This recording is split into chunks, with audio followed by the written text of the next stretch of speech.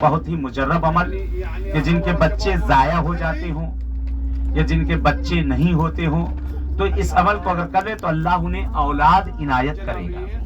करना क्या है, सबसे पहले आप नियत करेंगे अगर अल्लाह ने हमें औलाद दे दी तो मैं अपने बच्चों का नाम जनाब मुस्लिम के बच्चों पर रखूंगी या रखूंगा, अगर अल्लाह ने मुझे औलाद दी। फिर उसके बाद क्या करना है, किसी जगह पे, एक जगह पे जहां बैठ जाए, अभी ना करने लगे कोई अमल, पता चला वहां रोजे में बैठ के अमल करने लगे आप लोग। इसको किसी जगह पर बैठ के और इस अमल को करना है 975 मरतबा, 975 975 मरतबा इस अमल को करना है एक ही मरतबा में, यानी कि आधा किया गए एक ही आदमी को करना है, 4 लोग मिलके नहीं करेंगे। जिसको करना है, मसलन जन शौहर करना चाहते तो मियाँ अलग पढ़ेंगे, बीवी अलग पढ़ेंगे, अगर खाली बीवी पढ़ना चाहते तो यानी इसको मिल के नहीं करना है, एक ही अकेला इसको करेगा।